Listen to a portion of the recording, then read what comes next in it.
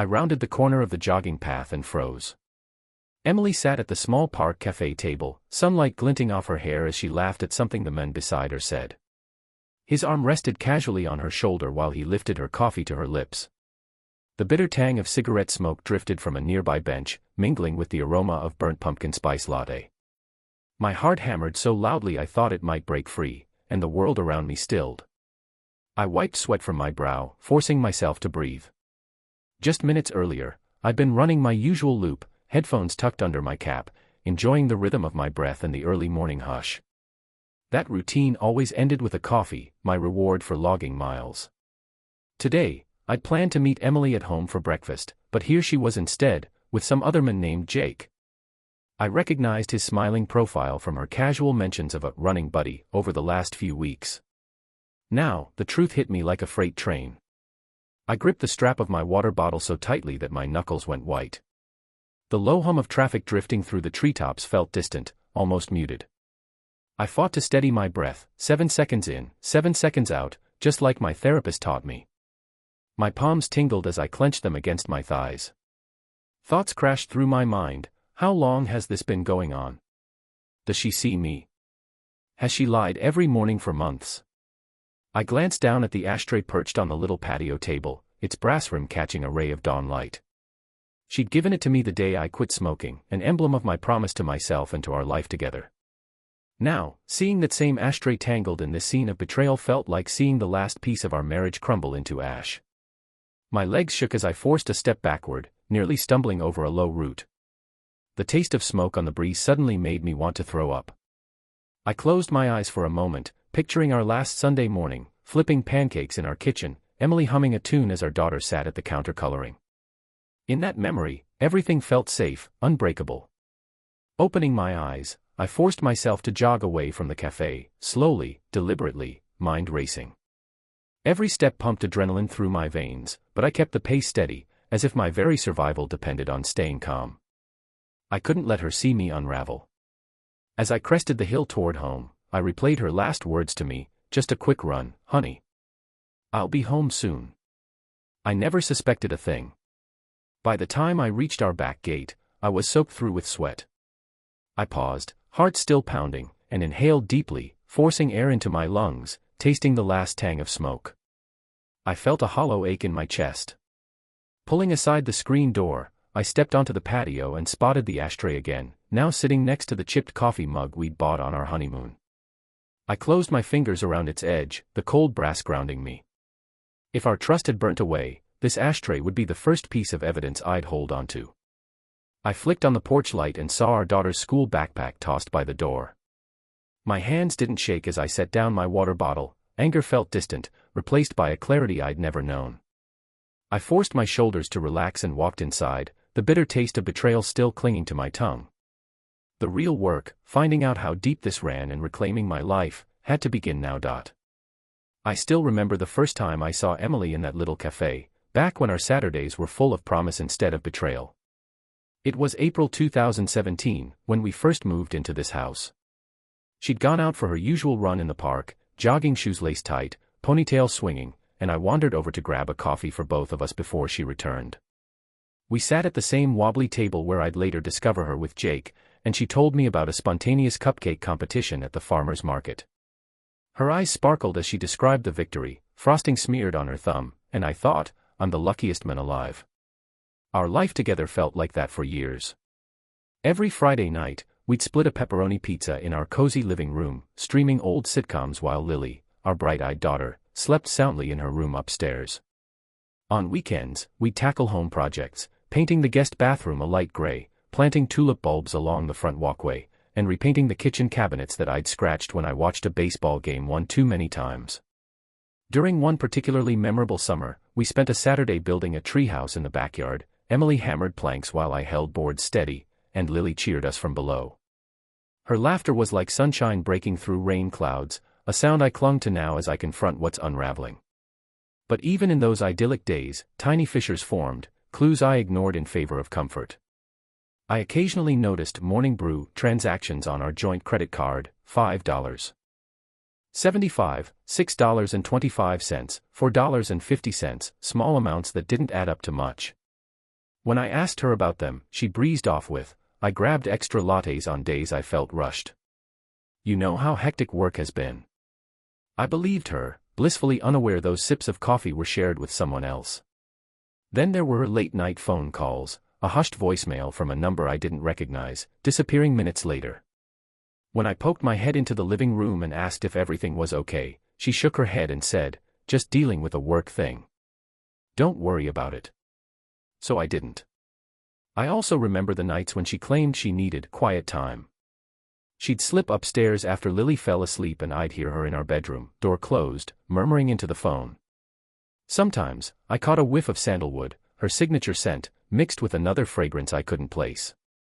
I chalked it up to lotion she'd borrowed from a friend. Love required trust, and I trusted her completely.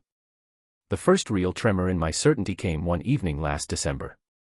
I'd stayed late at the office, and when I got home, the living room was dark and still. I flipped on a lamp and noticed 2 coffee cups on the coffee table, one mine, with a lipstick stain, and another, unfamiliar, small, meant for someone else. My coffee mug sat in the sink, empty but faintly stained with caramel swirl. I thought, I didn't buy this coffee. That midnight swirl of dread crept up my spine, but when Emily walked in and greeted me with a tired smile, I swallowed my suspicion. "Rough day," she said. I nodded, forcing a smile. "Want to watch a show?" I dropped the issue, convincing myself I was overreacting. By February, though, the breadcrumbs piled up. One chilly Saturday morning, I stumbled upon her Fitbit app on her phone, unlocked by mistake. A run logged at 6:12 a.m., with GPS tracing a route that didn't end at our front gate but continued to a street corner near the café. I blinked at the map, heart thudding. I tapped her messages and saw a text from Jake, "Great run today. Coffee in 10. My breath caught. I scrolled to find a reply from Emily, "See you soon." The date was January 28th, 2 weeks earlier. I felt a hollow ache as I closed the app. I wanted to believe it was a joke, a misclick. But something inside me knew it was the first domino. Over the next few days, I became a quiet predator. I started checking our bank statements online late at night, not caring about losing sleep. There were more entries to morning brew than I remembered, some days 2 coffees instead of 1. I printed each statement, underlining dates and tallying totals in a spiral notebook. I opened our photo app and scrolled back through pictures from the past year, at Lily's dance recital, at our anniversary dinner, at the beach last summer. In every group shot, Emily stood next to me, smiling, masking her secret. I saved screenshots of messages where Jake signed off, "Can't wait for coffee and kisses," sometimes as early as 6:30 a.m. The realization hit me like a punch. She slipped away while I was still asleep, then returned home before I knew anything was wrong. I didn't confront her immediately. Instead, I confided in Sarah, my best friend since college, over a late-night phone call. Her voice was gentle when I said, "I think Emily's having an affair." She asked how I knew, and I told her everything: Fitbit data, coffee receipts, messages from Jake. I could hear her swallow on the other end. "I'm so sorry," she said. "Trust yourself. Keep gathering proof." Her words felt like a lifeline as I hung up, knowing I had to proceed methodically. My father, Tom, noticed my unease when I went home for lunch the weekend before last. "Over meatloaf and mashed potatoes," he said, "something's off with you, son." I forced a tight smile and said, "Just stressed at work." He watched me for a moment and then nodded. "Promise me you'll take care of yourself." I did, but both of us knew I meant something else: taking care of truth. Now, each morning I wake before dawn, slip quietly into our living room, and align those printed statements on the coffee table. I compare them to the timestamps in the Fitbit app and the café's digital receipts, every detail tattooed in my mind. I've hidden tiny voice recorders in the glove box of my car, hoping to catch her on a call with him. Last night, I installed a small camera in the garage, angled so it picks up anyone coming through the back gate. I watch the footage later, my heart hammering every time I see a silhouette that looks like her returning from a run. So when today's chance encounter at the café confirmed everything, I already had months of evidence stacked neatly in folders labeled Emily, January to March, and Jake, coffee dates. I've become a meticulous chronicler of her betrayal, so precise that my anger feels muted, replaced by a grim resolve. I lock the doors each night and lay out those printed pages like blueprints of destruction. And there, alongside the statements and screenshots, sits the ashtray, still glinting brass in the early light. It used to remind me of fresh starts, of faithfulness. Now it represents each burned paper, each disappeared trust, each quiet lie. But I don't let it poison me. Instead, I keep it close as a reminder that broken things can be examined, understood, and, if I choose, rebuilt into something stronger. Tonight, I'll add another entry to my notebook, tallying the exact amount she spent on coffee with him in March. Each line brings me closer to the moment when I'll claim justice, not out of spite, but to reclaim my life and protect Lily from the ashes. I still remember the day I first saw Emily's smile light up when she told me about our fixer-upper's potential. It was March 2017, and we'd just closed on this house, a modest craftsman with peeling paint and creaky floors. She stood in the empty living room, the late afternoon sun slanting through bare windows, and traced her fingertip along a faded stain on the hardwood. "We'll make this perfect," she said, eyes bright, and I believed her without reservation. Over the years, our life unfolded in predictable, comforting rhythms. Friday nights were for homemade pizza, Emily's dough tossed in the air while Lily, our daughter, danced around in a tutu. Saturday mornings we brewed coffee together before tackling another renovation, painting the guest bathroom a dove gray, replacing doorknobs, tiling the kitchen backsplash. I can still feel the bristle of the paint roller as I spread primer on the walls, and Emily's laughter when I accidentally flicked a splash onto her cheek.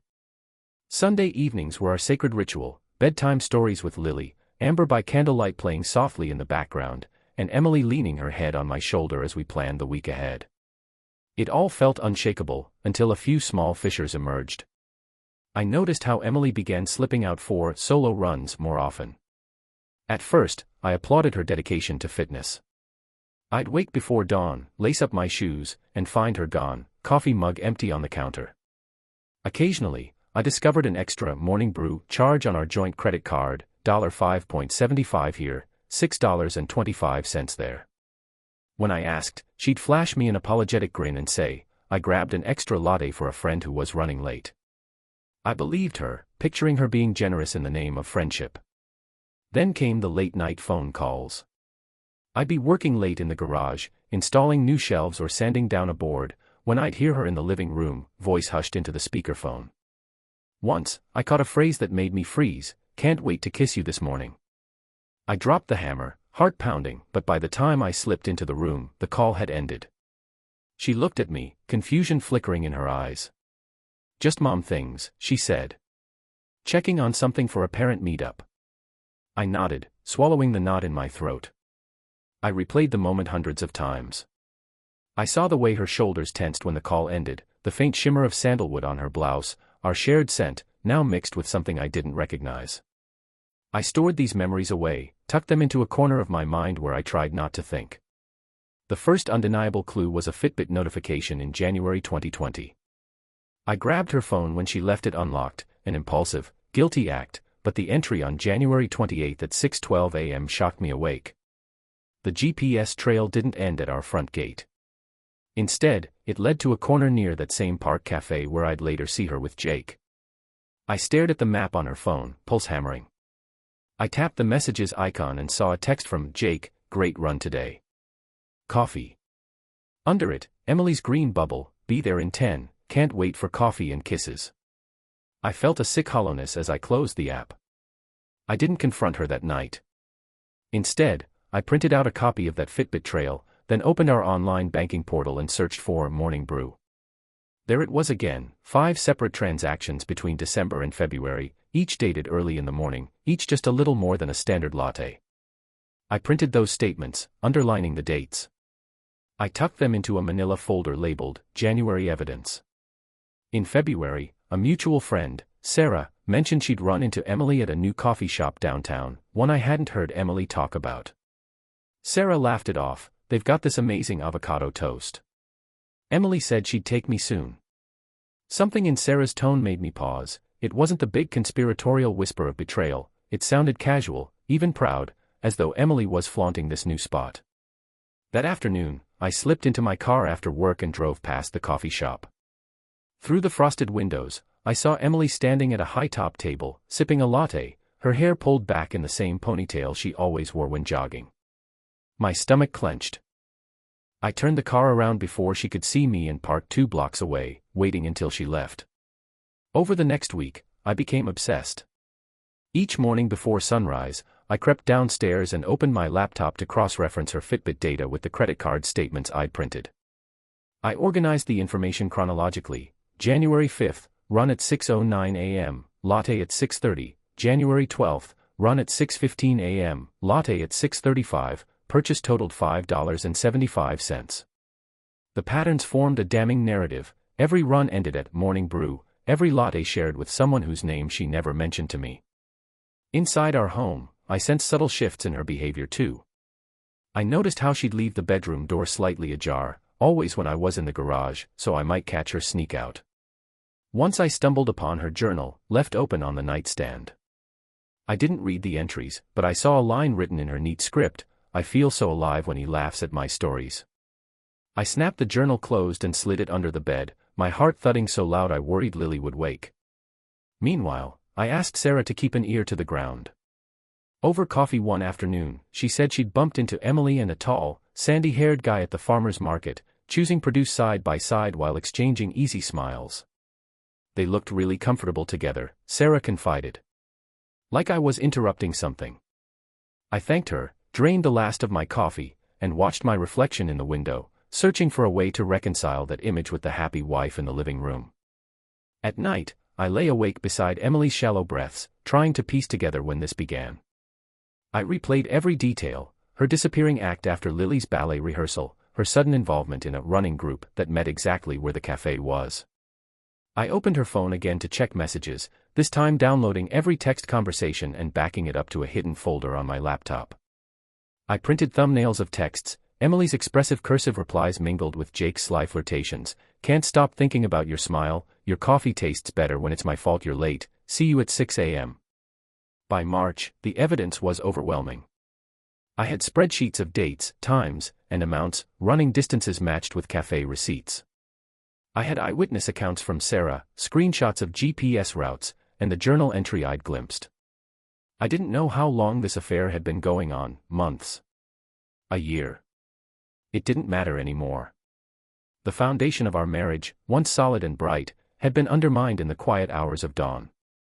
So I continued gathering proof in silence, stacking printed statements and screenshots alongside the memory of our daughter's laughter in the living room.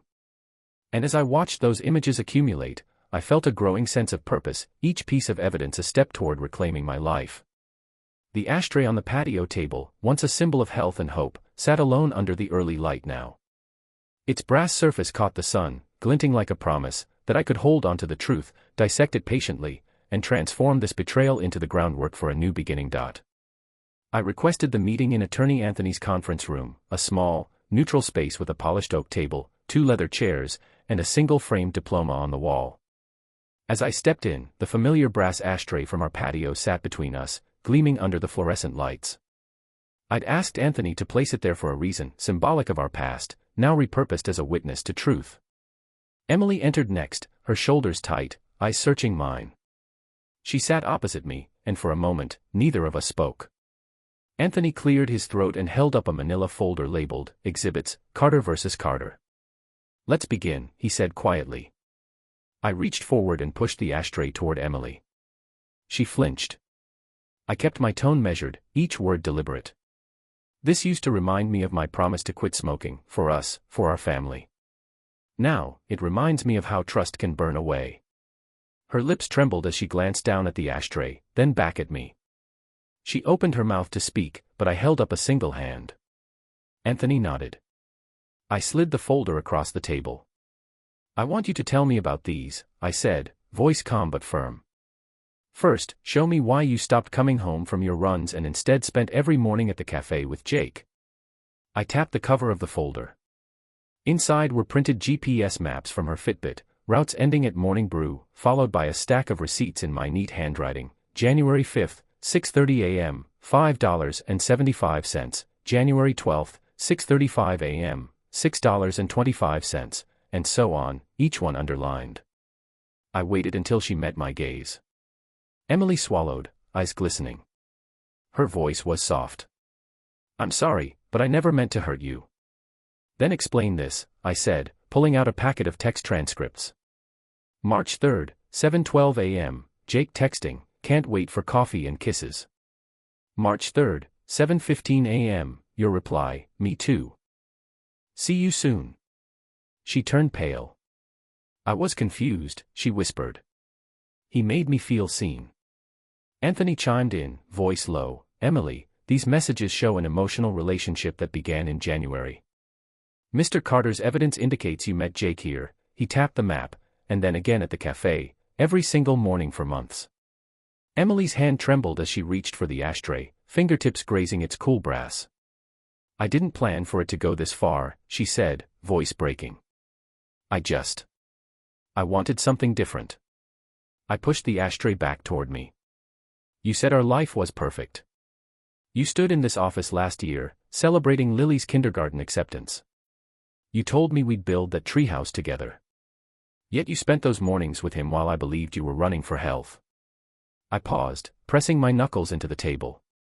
Each morning, I checked our bed, assumed you'd been there, assumed our family was intact. Emily closed her eyes, tears brimming. I know I broke my promise. But please, understand. I interrupted, voice measured, understand that you betrayed the foundation of this family. That every sunrise was a lie.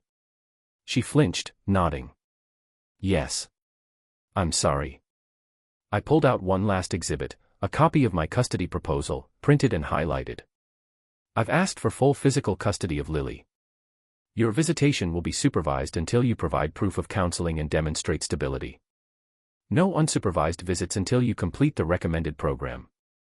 Her shoulders sagged. I accept that. Anthony leaned forward, summarizing, Mr. Carter will file separation papers on these terms. Emily, you will have the opportunity to respond and seek counseling. But for now, these conditions stand. Silence hung in the room, punctuated only by the low hum of the air conditioning. I looked at the ashtray, its brass surface reflecting our faces, fractured by betrayal, yet seeking reconstruction. Standing, I gathered my folder. That's all, I said quietly. Emily met my gaze one last time, sorrow in her eyes. I nodded, turned, and left the conference room. As the door closed behind me, the ashtray remained center stage, a silent testament to the moment trust was laid bare and my resolve to rebuild began. The courtroom was quiet except for the judge's pen scratching across paper. When the gavel finally fell, the decree lay before me, the house would be sold, its proceeds split 60-40 in Emily's favor, I would retain primary physical custody of Lily, child support and alimony were set according to the state's guidelines, calculated to cover Lily's expenses and my transition to single income. Emily's visitation remained supervised until she completed a certified counseling program and provided progress reports. As I signed the final order, I felt neither triumph nor relief, just a calm acknowledgement that this system, however imperfect, would safeguard our daughter's stability. Back at home, I placed the signed documents into my briefcase and paused by the ashtray on my desk. Its brass surface, once used to hold cigarette butts, now held a single business card for Dr. Brandon West, Emily's counselor. I ran my fingers over the metal edge, recalling how that same ashtray symbolized the spark of our commitment and the embers of her betrayal. Today, it represented closure and the possibility of growth. That evening, I picked up my old woodworking tools in the garage. The workbench was littered with shavings and dust from my unfinished bookshelf project. I sanded the oak plank slowly, feeling the grain yield beneath the sandpaper. My hands moved deliberately, the rhythmic scrape grounding me. In the living room, Lily colored at the coffee table, her humming filling the space with warmth I hadn't known since everything fell apart. On Saturday morning, I met Sarah and my father, Tom, at our local diner. Over scrambled eggs and wheat toast, we traded stories, how Lily had learned to tie her shoes, how my woodworking bench was almost complete. Sarah handed me a stack of printed blog comments on Betrayed But Not Broken, the blog I'd started 2 weeks ago. Each message expressed gratitude, men and women writing about how they'd found direction in my posts on gathering evidence, managing court stress, and processing grief. Reading their words, I felt a swell of purpose. What began as a personal endeavor had become something that could help others navigate the chaos I once faced. That afternoon, I took Lily to the park where it all began. We traced the same jogging path, her small sneakers pattering on the asphalt as I jogged beside her, carrying a folded blanket under my arm. We spread it beneath a large oak tree, and I unpacked peanut butter sandwiches. The ashtray, wrapped in brown paper, sat in my backpack, its new roll hidden. After we ate, I handed it to Lily. "This used to remind Dad of something important," I said softly. "Now, it reminds me that broken things can be given new life." She studied it curiously, then placed a flat stone atop it to keep it from rolling. I smiled, thinking how she, too, was learning resilience. That evening, as dusk settled, I opened my laptop and began drafting my next blog entry, turning pain into purpose. I wrote about how acknowledging grief, holding it in hand like that ashtray, allowed me to move forward. I described Lily's laughter, the smell of fresh-cut wood, and the promise of each new sunrise. When I finished, I closed the laptop and walked to the window, watching the streetlights flicker on. The ashtray's brass glinted faintly on my desk in the last light of day, a testament to everything lost and everything yet to be built.